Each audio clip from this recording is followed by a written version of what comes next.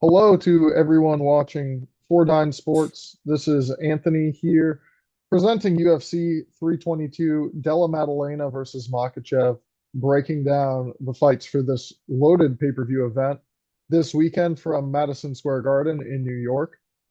Joining me as always, got Nick here to break down the fights with me. What are your thoughts going into this event on Saturday? I gotta say, this card looks like a 10 out of 10 on paper. Yeah, man, I agree.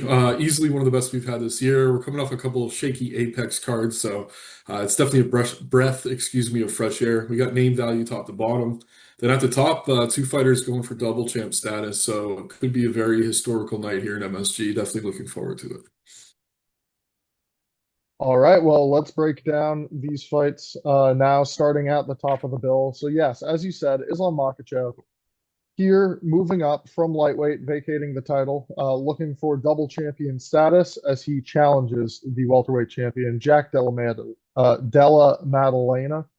Makhachev minus 280, the betting favorite, as Jack Della Maddalena could be had at plus 220, the underdog here. Yeah, this is an incredible fight, one of many on this fight card. Della Maddalena proving he is the welterweight champion with impressive performances in every fight thus far in the UFC. Uh, Incredible what he can do with his boxing. He's won 18 straight fights now, and he's opposing Islam Makhachev, who can match Anderson Silva with 16 straight UFC victories with a win here. Also achieving the status of double champion if he is victorious, something that very few have done. If anyone is to do it, Makhachev seems like the type of fighter that can. Super well-rounded, elite in all aspects of fighting. And yeah, we have seen how far Makhachev has come as a striker throughout his career. More and more dangerous out of the southpaw stance, posing a threat to opponents. Obviously, what Makhachev does best is his strong offensive wrestling, his ability to take down opponents. But that takedown threat seems to play into a lot of his fights, allows him to really let go with his hands, with his kicks, and put up forth competitive striking exchanges with a lot of the guys that he has been in there against at lightweight. It's going to be interesting to see Makhachev moving up in weight here. He looks great, like fantastic shape, heading into weigh-ins on Friday. Makhachev, really a natural welterweight throughout his career, could have been fighting in this weight class and sizing up pretty well against the champion, Della Maddalena. Not to knock Della Maddalena at all, but just compared to, the greats like Kamaru Usman, who had numerous title defenses at welterweight, it seems like this is the opportune time for a champion like Makhachev to be moving up and attempting this feat. As far as how this fight will play out, I think he does need to rely very heavily on his grappling, despite how far his striking has evolved. Della Maddalena has a great jab and a really good ability to avoid opponent strikes as well. Um, Really, I think this is one of the opponents best suited to oppose Makhachev. Just because Della Maddalena, conventionally, you'd think a striker would not really do well against what Makhachev does best. But Della Maddalena has a great guard, very quick maneuvers to fight his way back to his feet and, scramble for positions where he could get back up. And normally on those in-betweens is where he's doing his best work as well, landing damaging strikes, elbows, knees. We saw him timing a great knee to finish a fight against Gilbert Burns that he was losing as well. So Jack is definitely a dog, somebody who should not be overlooked in this spot, but I think the odds are pretty good on Makhachev minus 280. I think he's going to win this fight, more often than not, and I do expect him to become double champion at the end of this weekend. Yeah, I guess technically not double champ since he's vacating, but everyone knows he is. I mean, he has, I think, five defenses at lightweight, one of the better pound for pound fighters on the roster. I don't think that's a hot take at all. In some ways, yeah, this is a binary matchup between the striker and the grappler, right? Kind of similar to what we saw when Della Maddalena captured the title last time out against one Bilal Muhammad. I think a lot of people, the two of us included, thought Muhammad would be going to the takedowns earlier there. For whatever reason, didn't really pursue them. But Makhachev, I mean, he is the better wrestler compared to Bilal, definitely the better striker as well, in that he uses his kicks and his footwork to kind of set up those entries, and he's just way more cerebral. If I'm comparing Makhachev to Muhammad, I know you're not the biggest Muhammad fan, but it's recency. We got to go off the fights we just watched. Makhachev did move up in weight. Obviously, that is notable. But to your point, he's filled out the frame well. Both these guys are just 1 inch apart when it comes to their listed height. Della being 5'11" compared to Makhachev at 5'10". We've seen them face off already a couple times this week. They seem to square up well. And yeah, I know that Makhachev obviously has Khabib and that team in his corner. I think this is a very strategic move by them, moving up at this time. Lightweight is getting a little bit dicier now. I mean, they're going to have to deal with Arman soon. Obviously, Ilya there as well. Two of the better pound for pound fighters in the world. I don't know that there's anything else at 170 that we'd really be calling peak of the pound for pound on the roster. When it comes to 170, again, those rankings are all subjective, but I do think this is the better version of Makhachev here now at 170 pounds. I don't think we see him move back down either. We see this, like some fighters try to go down in weight as they age to get that advantage in size, but usually that doesn't play out well. There are exceptions, obviously, but when they move up in weight, usually that does correct some of the issues that we're seeing in Makhachev. Not that there are many, but we've seen him fade at times late in fights. His cardio has been questionable in the first Volkanovski fight, at times against Poirier. And actually moving up in weight, not having to cut as much weight, could be a major favorable advantage for him here now. Obviously, Khabib and him have been training hard for this fight. I think Khabib said 90 hours of grappling a couple weeks ago or something ridiculous like that. Obviously, these guys are absolute psychopaths when it comes to training. Della Maddalena training with Craig Jones. I do think he's going to have some answers for the grappling, but not enough. And really, I mean, Makhachev does pose the type of threat that I don't think Della Maddalena has seen at all. As good as Bilal is in terms of the wrestling, he isn't really a submission grappler that Makhachev is. Doesn't really have the Sambo trips or the takedown ability from the clinch, which is where Islam does his best work. He's going to need to stay safe in that clinch. But we've seen Della Maddalena taken down by the likes of Basil Hafez, Gilbert Burns, Bilal, obviously. Takedown defense isn't bad, but at the same time, I mean, Makhachev again, even moving up in weight, poses a completely new threat. Looking across books right now, seeing minus 250 to minus 300, I think it's a fair price. I honestly think Makhachev could probably get it done inside the distance via submission as well. Della Maddalena, I mean, I don't know. Again, he's training for this. He knows what he's going to be dealing with here, but it's a difference to train for it and then endure it in the cage. I mean, the aura of a Makhachev is tremendous too. There's just so many intangibles in Islam's favor here coming into this fight.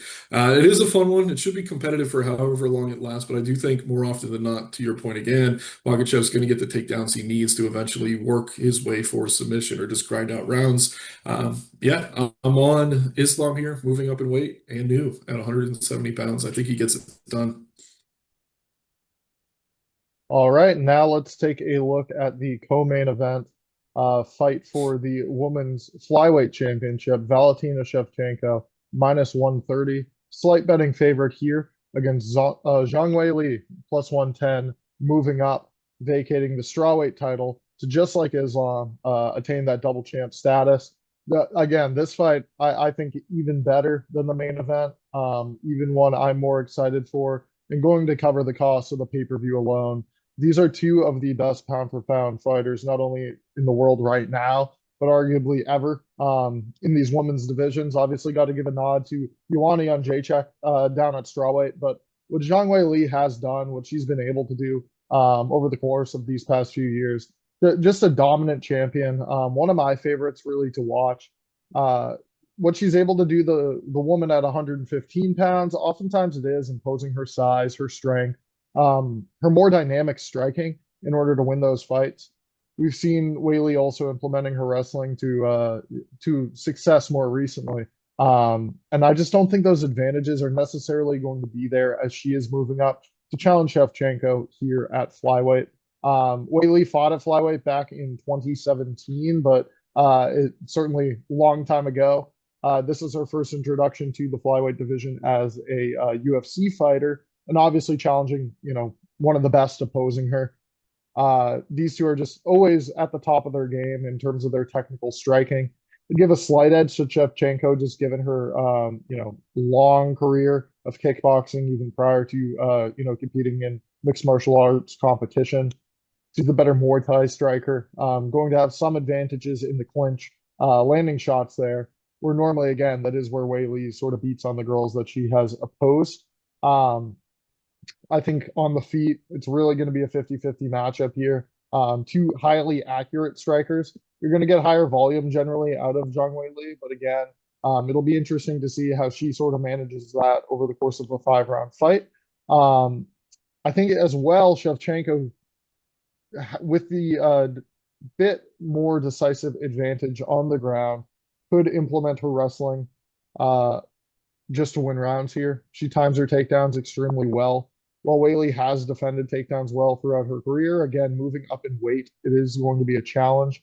And if Shevchenko could just step forward, get a couple of trips or takedowns here early, I think it certainly lends favor to her securing a couple rounds. I really don't see her dropping, you know, 4 or 5 rounds to Weili in this matchup, and that's why I find it pretty hard to pick the underdog to win here. But she's filled out nicely as well. Certainly somebody who could fit in at this weight. Doesn't size up terribly small compared to Shevchenko, but is he's seating 2.5 inches in reach here. And I think the size is going to be felt more so in those grappling exchanges. Would not surprise me to see these two legends striking, for a large portion of this fight. A knockout materializing for either on the feet, but I do think the more likely outcome of this fight would be Shevchenko getting her hand raised and us seeing a full 25 minutes of action between these two. I think it's probably going to be Shevchenko decision for me, and this is just a really good price on her. Not very often to get Shevchenko at a near even money like this. But yeah, this is a fantastic fight. I can't wait to see it. Yeah, I mean, you did a good job kind of setting it up here. Two of the best ever women's pound for pound fighters. I mean, you brought up Joanna. I mean, obviously Amanda Nunes is another one. I mean, Rousey doing what she did earlier in her career. There's a few other names, but recently it's been these two in a big, big way. Valentina, I mean, a little bit spotty on that run where she lost to Grasso prior to that really close fight against Talia Santos. But the Grasso loss really came in a mistake. In the Santos fight, she just didn't seem fully prepared. Since that, it seems like she's really kind of got back into that peak form that we've come to know for her and her abilities. Mixing in the grappling more often has been kind of the key to her recent victories. Seeing that a little bit against Fiorot, more so on the fence, but in the win over Grasso the last time those two fought, really, really dominant on the mat. A little bit different than the main event here. Weili is kind of small as a strawweight, even down a weight class. Obviously, she's the champion in that division, but moving up here, I don't know that she's necessarily going to look the same size as Valentina. They're only listed 1 inch in height difference. I don't know that that's very accurate, if I'm being completely honest. And speaking of Amanda Nunes, Valentina at one point moved up to fight Amanda Nunes at 135 pounds and arguably won that second fight against her. So she is actually pretty big for a 125 pounder. That is the big X factor here because I do think Weili on the feet can be competitive. I'm just a little bit concerned that Valentina is going to be fighting primarily out of the southpaw stance, which is going to take away some of the leg kicking we see Weili lean on against other strikers. Additionally, it should be much easier to take down a small fighter like Weili than what she's been seeing recently, the likes of Fiorot, who is massive for the division. And yeah, as good as Weili's looked recently, I mean, the Zhao Nan fight, she had moments where she didn't look her best. Suarez beat her that first round and completely gassed. And yeah, other than that, she's been able to kind of really lean on her grappling recently. So I like Weili. I kind of want her to win here. I'm a huge fan of hers. It just feels like the size is probably going to be too much. At the same time, though, and in the same breath, I do want to say, like, we've seen different versions of Valentina throughout the past few years. Like, she did not look great in that Santos fight. There were moments in those Grasso fights where she's making blatant errors. At the same time, Weili, I mean, she's kind of a bit more kill or be killed. So there are going to be gaps for each of these fighters to kind of capitalize. I think if this fight takes place 10 times, I don't know, maybe Valentina wins 6 and Weili wins 4 or 3-7, something like that. But I'm definitely on the Valentina side here, but not with much confidence at all. I do agree with you, though, around -120 to -130, being the bigger fighter, kind of the mainstay of the division. I do think she's the rightful favorite. I think she gets it done here, probably via decision, probably 3 rounds to 2. Going to be competitive. I can't see her keeping Weili down for 15 minutes. Weili also been training with the Hickman brothers. I bring this up every time she fights recently, but it was a key to her victory against Suarez, keeping that fight standing. I think here against Valentina, it's going to be kind of a similar situation. Obviously, the threat of the strike, though, coming back at her does make it a little bit more difficult to defend those takedowns. But that is really going to be the key to this fight. If it stays standing, it's going to be close and competitive. And maybe if Whaley shoots a few takedowns of her own, she can keep it close on the mat there. But whoever's on top is going to have the advantage. I definitely see that more likely than not being Valentina here. Really tough fight to call, though. Nothing's going to surprise me in this one, but absolutely looking forward to it. All right. We'll move on now to the featured bout of the pay-per-view. With the welterweight title on the line, we also have two awesome fights between welterweight prospects on this card. We got Sean Brady in this matchup, minus 130, slight betting favorite against Michael Morales, who could be had at plus 110. This matchup, pretty binary between a grappler and a striker. Sean Brady, known for his credentialed jiu-jitsu, his elite ability to get on top of opponents and choke them out. We saw some impressive wins lately from Brady. And honestly, he's the one who I would say is a bit closer to attaining a title shot, soon. Submission win of Leon Edwards in his last appearance, obviously setting him up, for big things moving forward. And the only loss on his resume coming to the former champion Bilal Muhammad. Opposing this fighter, Michael Morales, who is 18-0. And yeah, welterweights do not want to see Morales continue his streak of winning thus far. 26-year-old, but 6 feet tall with a 79-inch reach here at welterweight. This guy's huge. He certainly has a future in middleweight as he continues to develop as a professional, but uses his length to great effect here in the welterweight division, striking on the outside. Solid takedown defense has been shown thus far out of Morales, but that is absolutely going to be tested in this matchup against a grappler like Sean Brady. Morales has a clear advantage striking in this fight. He hits much harder than Brady. He also has great athleticism, which may allow him to kind of explode out of these scrambles, find his way back to the feet faster than a lot of Brady opponents can, and get his hands on him in the early going. However, Sean Brady knows what he needs to do into this matchup. He knows exactly what the stakes are in a fight against a undefeated prospect like Morales. And if he needs to make it boring and stay on top and win a decision with 10 or 12 minutes of control time against Michael Morales, I think Sean Brady can do that. We've seen, just that intense top pressure out of Brady. Not many welterweights able to oppose it. And while I really do think Morales is going to find success defending a lot of the initial takedowns out of Brady, he, just like anyone else, is going to be in a lot of trouble if this fight does get down to the mat. So I'm really torn. I do not want to go against the undefeated fighter in this spot, but I really think Brady presents a huge stylistic test for Morales. And right now, I'm leaning the way of the American here, holding serve at MSG, but still not entirely sold on picking him this week. And I'm eager to hear your thoughts on this matchup.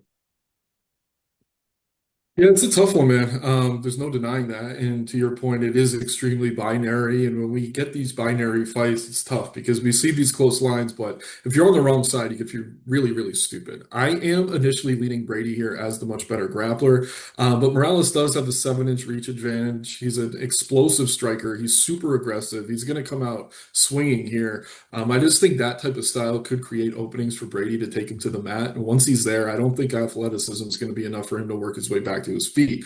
All that being said, I mean, Bilal KO'd Brady. Like, if that version of Brady shows up, he's in trouble. But I did get to listen to a lot of Brady's media this week. His main training partner has been Joe Pyfer, 205er, massive striker. Kind of a similar frame to Morales, obviously massive reach advantage when those two are squaring up. So I think he's going to be prepared for the most part, at least confident enough to pursue the takedowns he needs here. But again, I mean, a big part of my choosing Brady in this matchup is the level of competition. Obviously, they both have wins over Burns. But other than that, I mean, Edwards, Gastelum, who's been a title challenger at 185, only falling to Muhammad, beating Chiesa. It's a much better resume recently than what we're seeing out of Morales, as impressive as he's been. I mean, Burns pretty much turtled in that Apex fight. It was an impressive KO. He's past his prime. Could say the same for Magny. Jake Matthews, hit or miss. Max Griffin, hit or miss. Adam Fugit, really hardly ever came close to being ranked in this division. So I am on Brady here, but I will say it is super, super binary, and we could feel very stupid in backing him if Brady just gets caught coming in pursuing a takedown. He's a little bit too reckless, or if Morales can work his way back to the feet and catch him in a break or something like that. So this is by no means a confident play. We've never seen Morales finished or even lose a fight professionally. So it's tough to sit here and say, I think Brady could find the submission, but I do think that is more likely than not going to be his path to victory here. 3-round fight as well. I don't really think either of these guys would have issues in 5 rounds. But Brady is very smart. He knows what he's doing here. He's going to go for the takedowns, averages 3.6 per 15 minutes. And while Morales' takedown defense is impressive on paper at 89%, he was taken down by Trevin Giles early in his UFC career. I think Magny, had a takedown against him. I'm trying to remember, but again, just not the same level of opponent that he's going to be seeing in this matchup. So I'm a bit concerned about Brady closing the distance. I do think that he's been training Pyfer, though, even though I don't rate Pyfer all that highly. I just think it's the perfect kind of, I don't know, training partner for this stylistic matchup. I'm on Brady here, not with much confidence, though. I just think the grappler is going to be able to impose his will and hand Morales his first professional loss.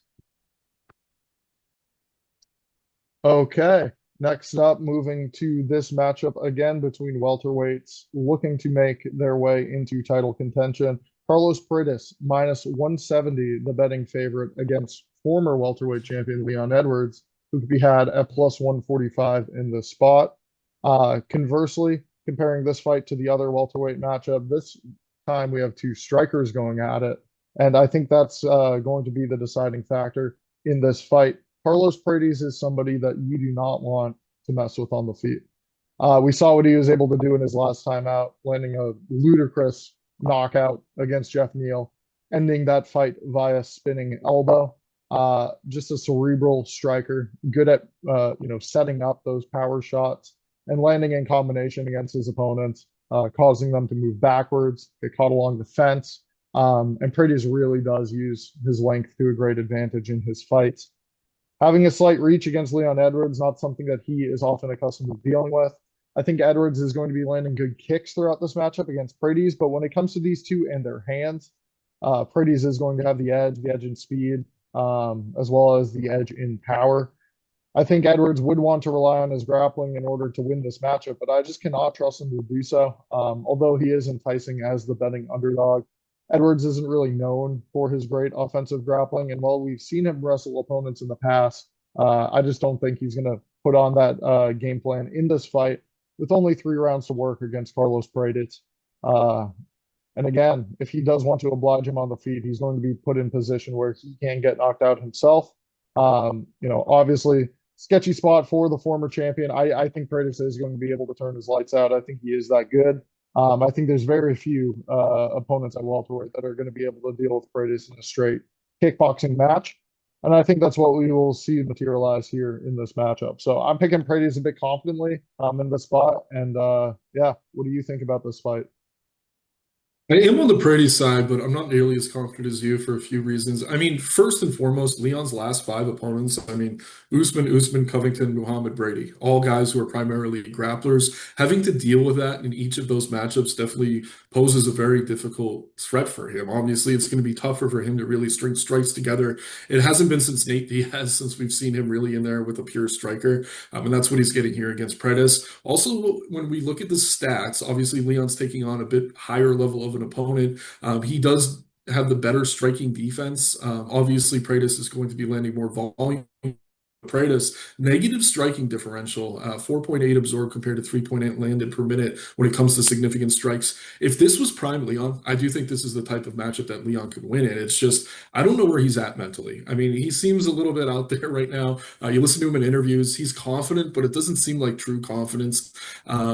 I don't know. It seems like he's a little bit on the way out. I wouldn't be shocked here to see him turn back the clock and outpoint Paredes over the course of 15 minutes, but we have seen Edwards rocked at times in a lot of these fights, win or lose. Against Usman in the second fight, obviously late in the Diaz fight. And then Bilal was catching him a lot in that fight, which is obviously a bit concerning. Paredes, the longer striker here, by 4 inches, really great style for this type of matchup. But again, he's very hittable in exchanges. It's just, I don't don't think Leon necessarily has the power to put him away. And outside of that, even a big moment or two probably isn't going to be enough to outvolume him or win on the scorecards that way. So I do think more likely than not this goes the distance. I'd be surprised to see Leon completely put out on his feet. But Pradas continues to shock us in that regard, at least me. I mean, the needle spinning elbow was ridiculous. Jeff Neal, a guy who'd never been KO'd before. Pradas has been super impressive. Obviously, the loss to Gary.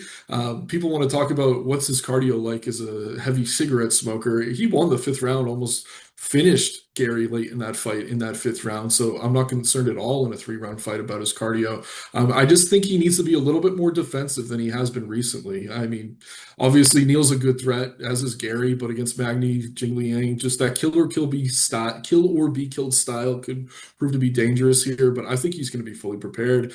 Fighting Nerds has been on a bit of a decline as a camp overall, but they do a really good job putting together game plans. They know what they're dealing with here. And you did mention it briefly. I do think Leon could wrestle here a little bit. I just don't know that he's going to want to do it for 15 minutes. It's not like he really has the top control or submission ability if he is getting takedowns. So again, I think we're going to see the bigger moments out of Prates, more volume out of Prates. But Leon is a tricky guy to have a kickboxing fight with. It's been years since we've seen this type of matchup for him. So I think the line's pretty accurate. I do pick Pratis here, but not with nearly as much confidence as you.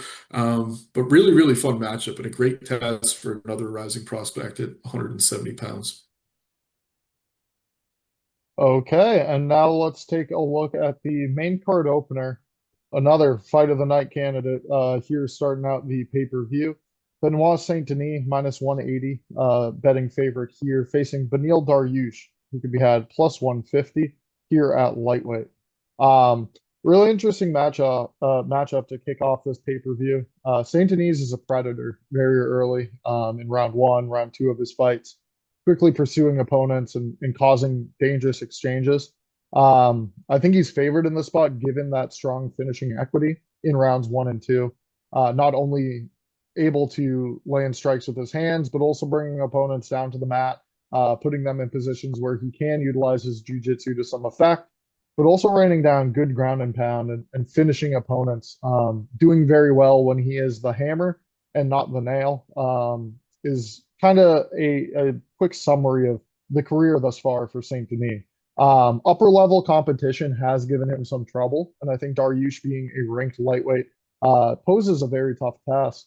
I think a composed veteran like Dariush should be able to match Saint Denis in a lot of these areas. And as this fight gets into a second and third round, or if it does end up going to decision, I would favor the underdog in Dariush getting his hand raised. This fight for me comes down to what Dariush's durability is at this stage of his career. If he is going to be able to weather that early storm from Saint Denis and fight back to a victory here in the spot. He's performed historically well on pay-per-views. And honestly, when it comes to Saint Denis' offensive grappling, I don't think he has anything that's going to cause trouble for Dariush on the ground. Dariush comfortable in those positions, a black belt in his own right. It would just be on the feet if Saint Denis is able to really swarm him early or land those powerful shots that ends up putting out Dariush. Otherwise, I do think Beneil's going to be able to, again, fight through it. Probably do enough to win a decision if a late finish does not materialize. Again, Saint Denis has kind of had trouble conserving his energy or using it effectively over the course of a full 15 minutes. So I think Dariush is one of a couple appealing underdogs on this fight card. I'm going to be taking a stab at him here, but again, it would not surprise me if Saint Denis is able to get the early finish or a stoppage there in round number one. Yeah, I think you covered this one well. You described Saint Denis as kind of a good hammer and bad nail. I think you can kind of say the same about Dariush at this point in his career.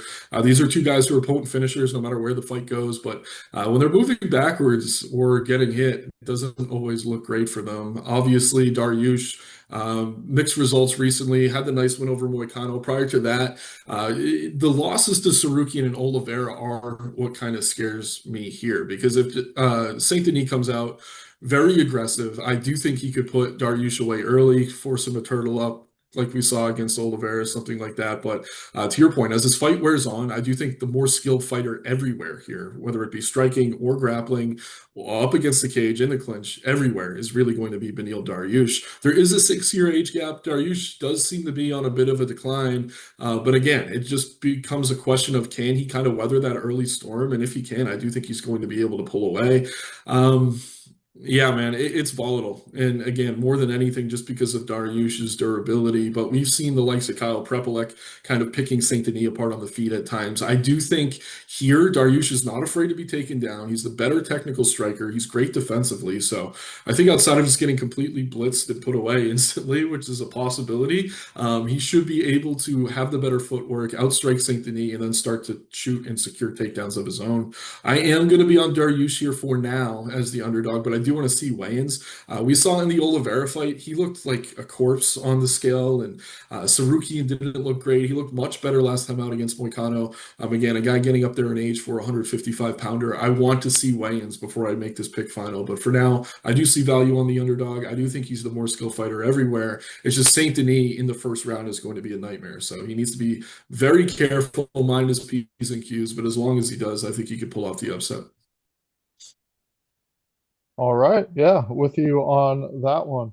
Um, let's move on now to the preliminary portion of the fight card. The feature prelim has Bo Nickel no longer on pay-per-view. Bo Nickel minus 210, the betting favorite here, facing Rodolfo Vieira, who could be had at plus 170. Interesting matchup here at middleweight. Rodolfo Vieira, obviously known as the black belt hunter, great, jiu-jitsu black belt of his own, former ADC, medalist, elite everywhere when his fights do hit the mat. And it'll be interesting to see how his great jiu-jitsu opposes the great wrestling of Bo Nickel. Kind of getting a discount here, would you say, on Bo Nickel minus 210, minus 230, coming off a loss in his most recent performance. That fight against Reiner de Ritter saw Bo Nickel, pushed up against the cage, eating knees to the body, unable to implement his offensive grappling. We really haven't seen elite wrestling out of Nichols since coming into the UFC. He's put it on display in his matchup against Jamie Pickett, like first time out, but really since then, not too much. Using his hands to good effect, like against Paul Craig, and perhaps again in this matchup against Rodolfo Vieira. One would hope that Nickel has the confidence in his wrestling to go to the mat here and combat Vieira through those positions. I think Nickel being the younger fighter by 7 years, more athletic guy, certainly should be favored if this fight gets over the 1.5 rounds mark. But yeah, Vieira's dangerous early, dangerous in those grappling positions. I think somebody that could hit some interesting reversals or show Nickel things that not that he hasn't seen, but stuff that we've seen him succumb to. In some grappling exhibitions, things of the sort before. I don't know. Jury's still sort of out on Nickel. I get the wrestling credential is there, but I'm not confidently taking him in the spot. I think Vieira also does pose a threat with his hands. Not that he has, talented boxing by any means at all, but we've seen him wing overhands and, just land enough to win competitive fights, get his hand raised via decision. And if Nickel can't really put exclamation point on in this fight or take over late, it's going to be tough for him to really justify the price as a favorite. So I'm on Nickel as a whole, as a prospect. I think the future is still bright for this guy despite the one loss. It's just I think this particular matchup is a bit interesting, and I'm proceeding with some caution. I still do expect him to be able to get top position against Vieira at some point and find a finish in the early going of this fight. With all that being said, probably looking at a prop on Nickel rather than including him, at a bunch of parlays or playing him just straight up.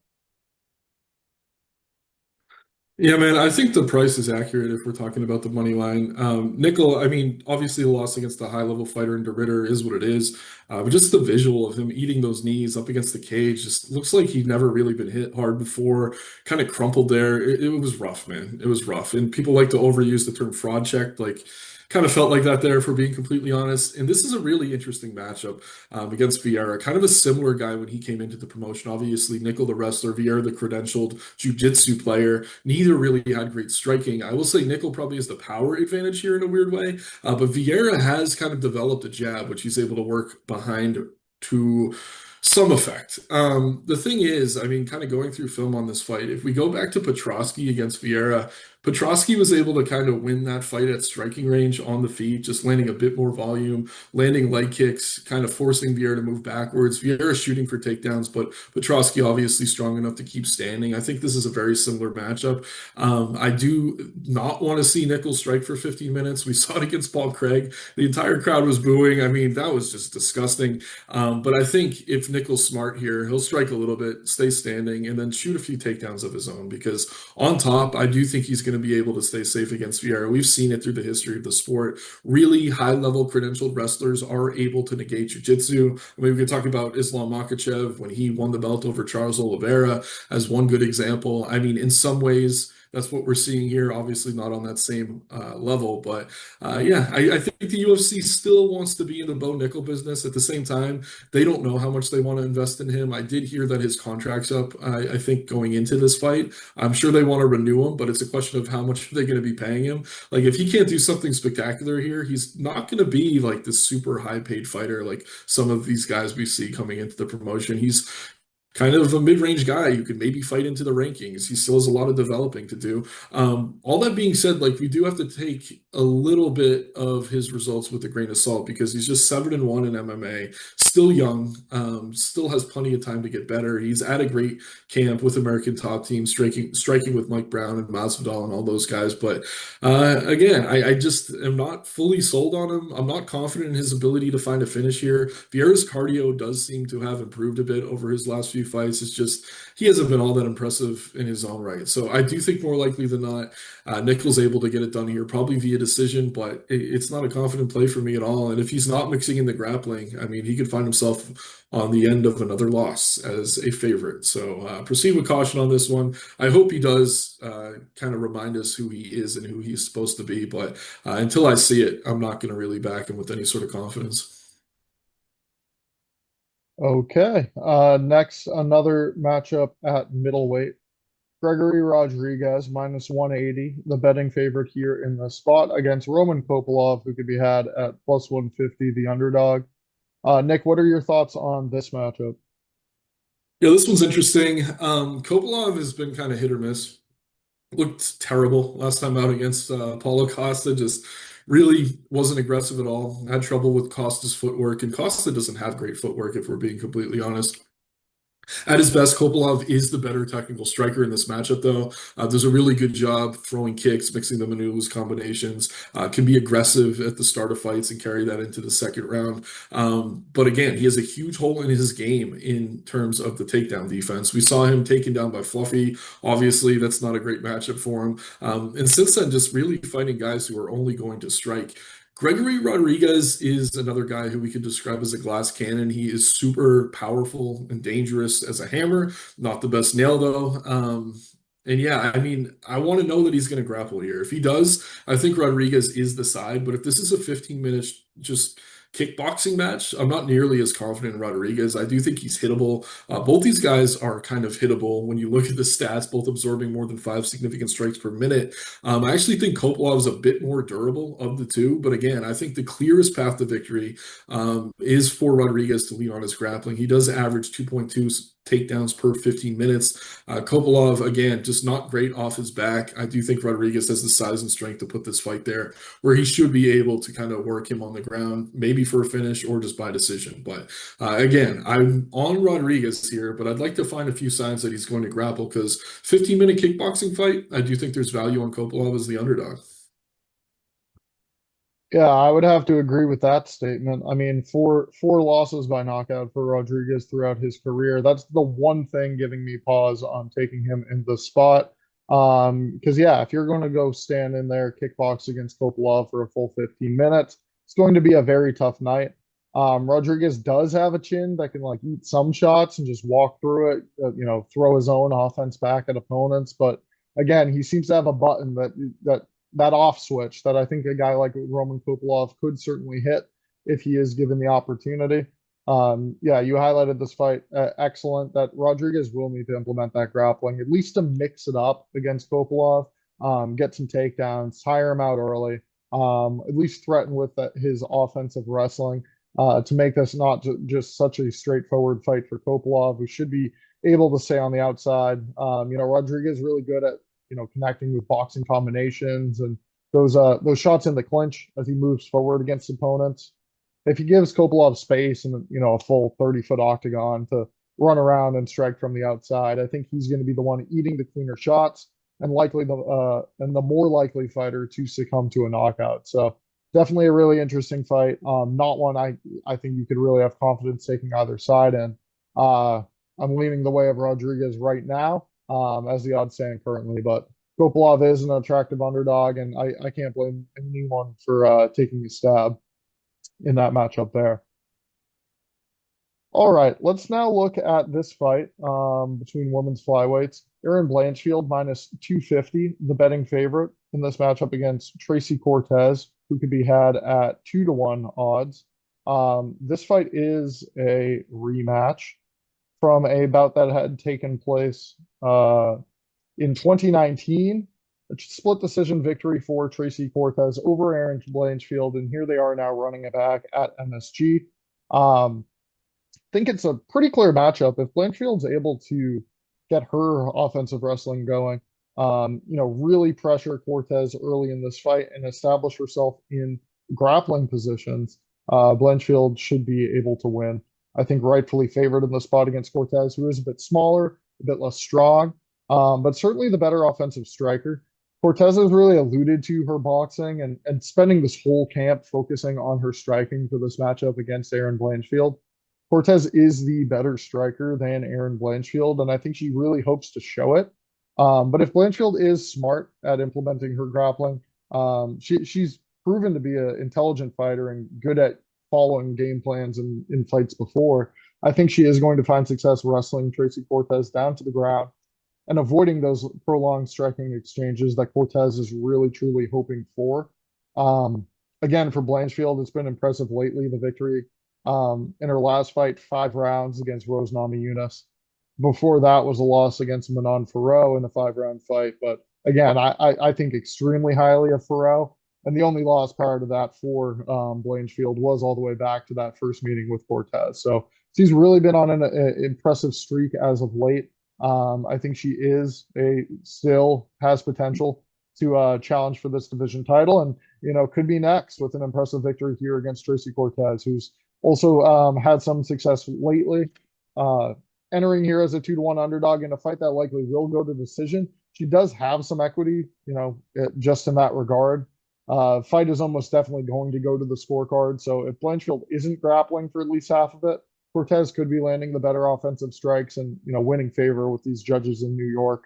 I just really think Blanchfield has what it takes to drag Cortez down to the ground and win this fight pretty convincingly. I'm pretty much with you on this one. Just a few other things I'd like to add. I do think the gap in striking is closer than maybe you're giving credit for. I just think Blanchfield's improved in that way. We saw her jab come out a bit against Namajunas in a big way. She hung at times against Furo. Coming on a little bit late in that fight, obviously was outclassed on the feet there, but she did a decent job. I think much better than people thought she would on the feet.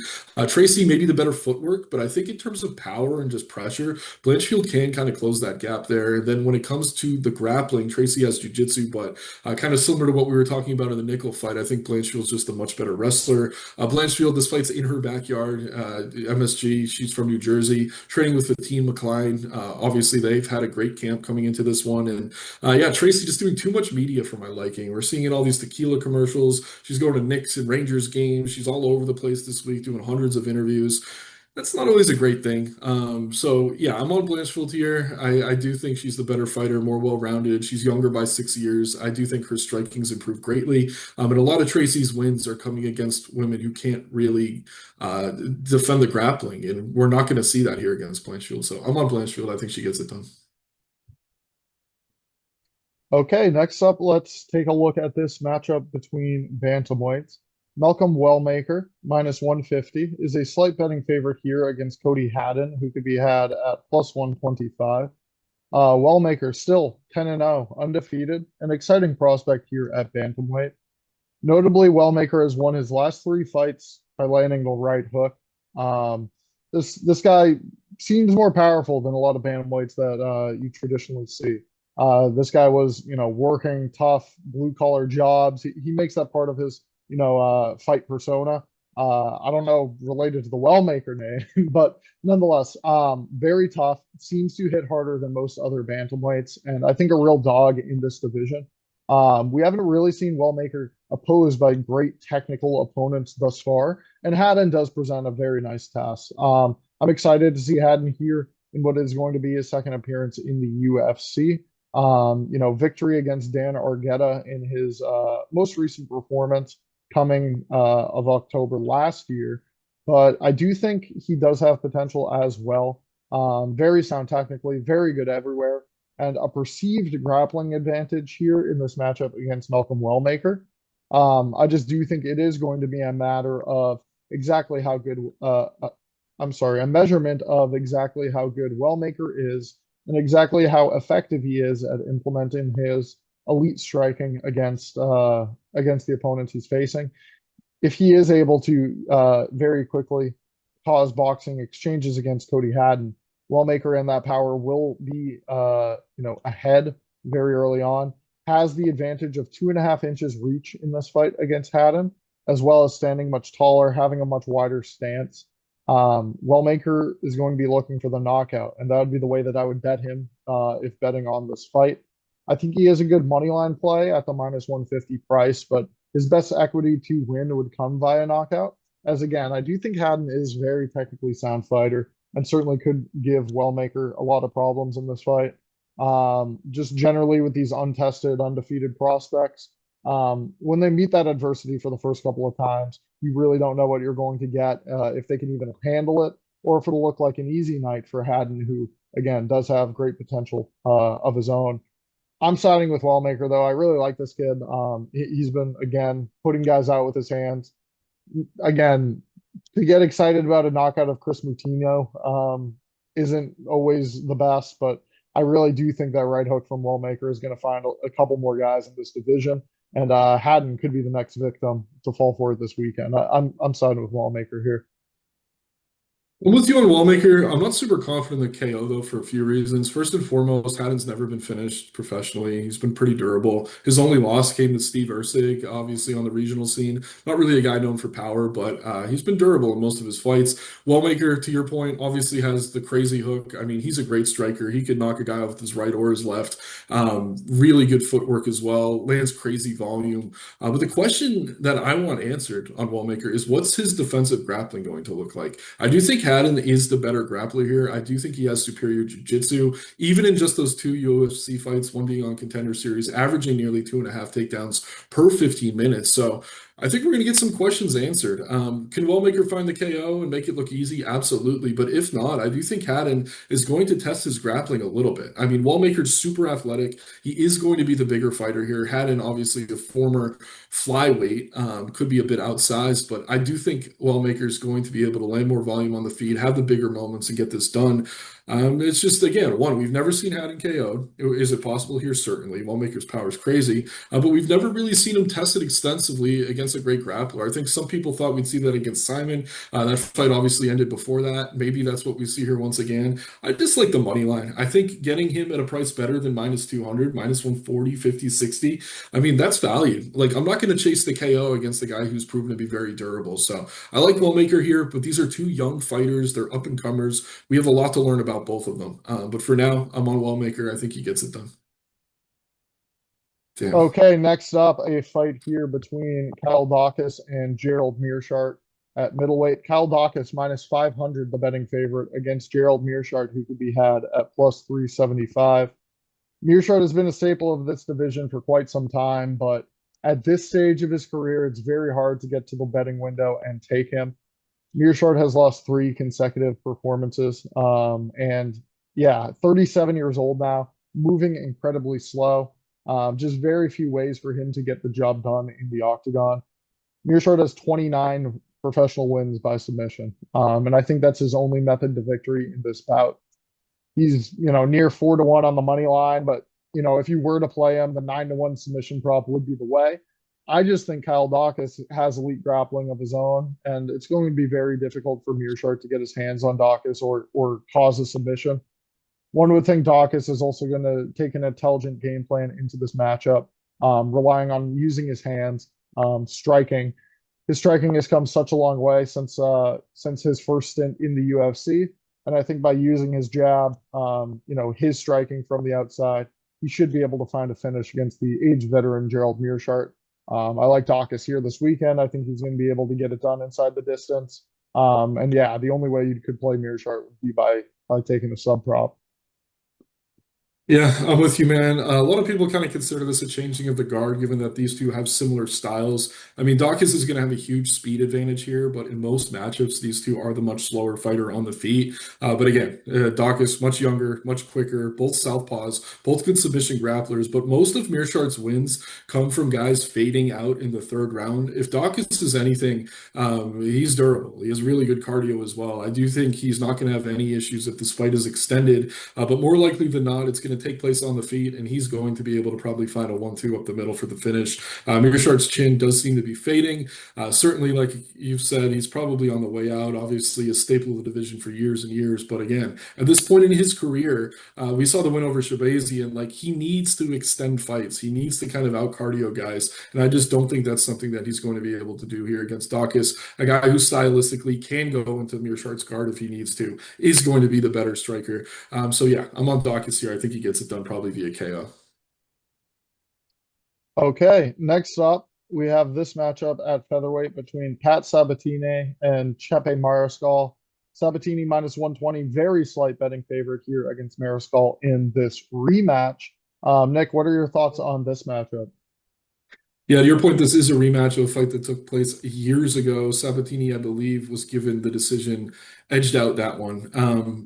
Kind of a binary matchup here. I mean, Sabatini, when he's at his best, he's grappling. He's grappling aggressively. He's dominating fighters on the mat. We see that in most of his recent wins. When he's having trouble, that he's spending too much time in striking exchanges. Chepe is dangerous. I just don't know that he has the one-shot power to put Sabatini away here. I think more likely than not, we're going to see Pat able to get this fight to the mat, where he should be able to kind of wear on Chepe, who is very durable for 15 minutes. Mariscal, 73% takedown defense in the UFC, albeit against no one really on the grappling level of what he's going to see here against Sabatini. If he can keep it standing, I do think he's going to be very live for the upset. I just don't know that he's going to be able to. Again, Sabatini needs to learn from his mistakes. Everyone talking this week about when he was going into the Lopez fight, how he talked about how he loved his hands and how his striking's improved. I will say in media this week, he kind of sounds similar, so it gives me some pause, but I think more likely than not, he gets the takedowns he needs here to kind of edge this one out for the second time on the scorecard. So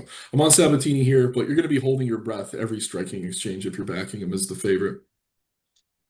Okay, I will correct you. Mariscal was the victor in their first meeting. Oh, okay. That fight by split decision. It was But yeah, close. Yeah. telling that he is the underdog here in the rematch despite winning the first time out. The same case in that Cortez fight. I'm on the Sabatini side as well in this matchup. Really a fight between striker and grappler. And as you had said, really going to be a close matchup on paper. Mariscal on the solid winning streak, and honestly decent thus far, battling against opponents who have looked for the takedown. He is a judo black belt himself. I just think Sabatini is on another level when it comes to his offensive grappling compared to what Mariscal has seen.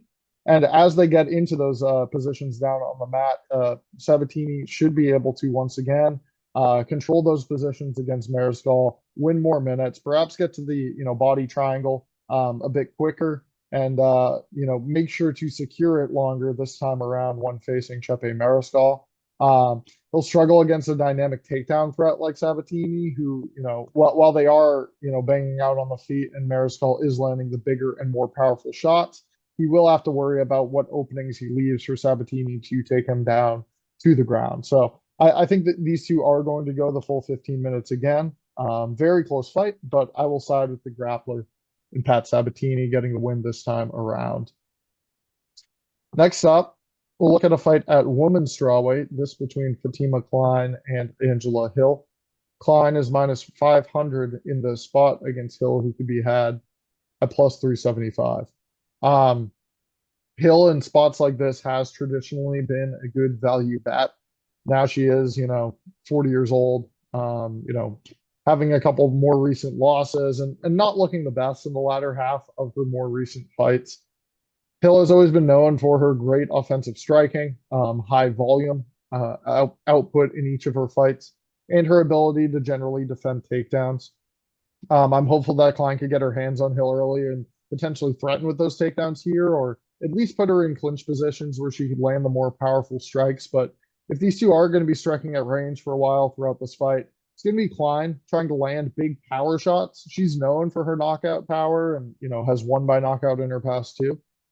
Facing a very durable opponent in Angela Hill, who we do not see knocked out. And again, I think that is going to be the obstacle here for Fatima Klein.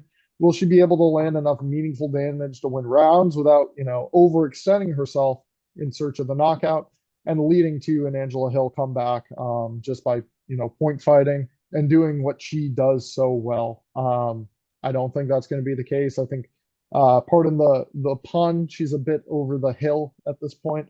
And yeah, I think these odds are about where they should be. Klein has looked the part so far, and she should be able to get a win here facing this veteran.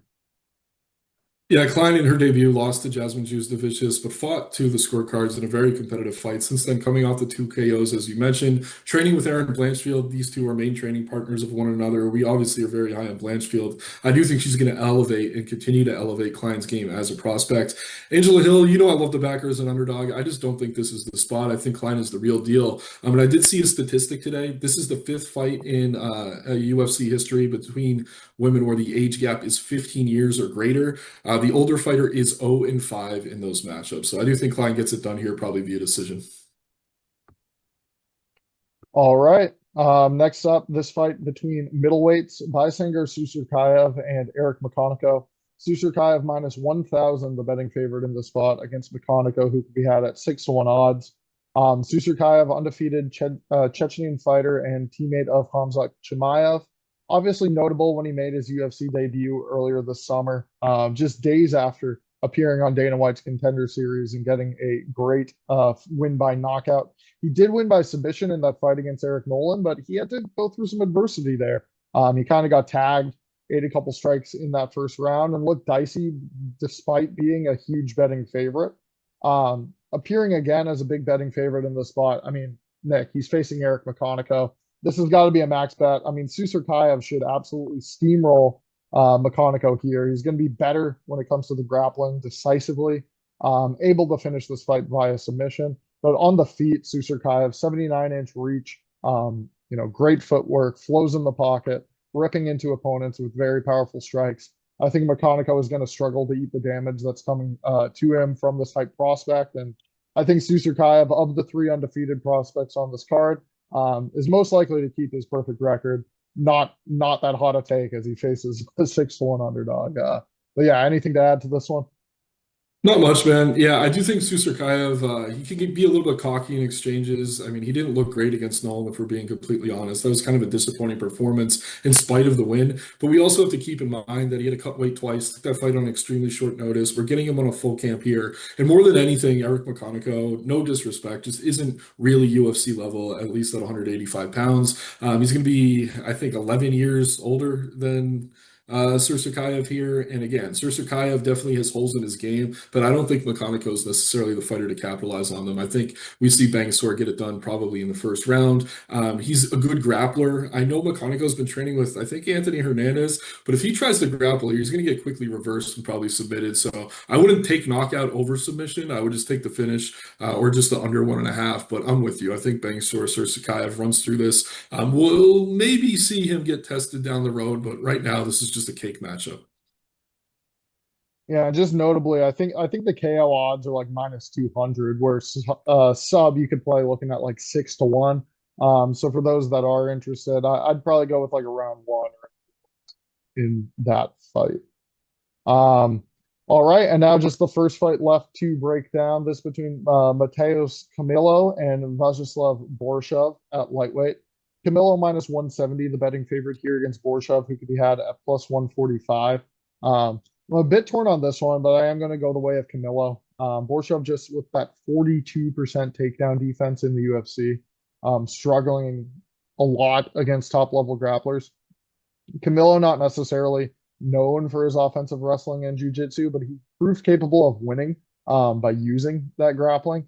In his successful UFC debut, facing Gabe Green, scored multiple takedowns in that fight as well as a win Successful. by submission. He Um, lost.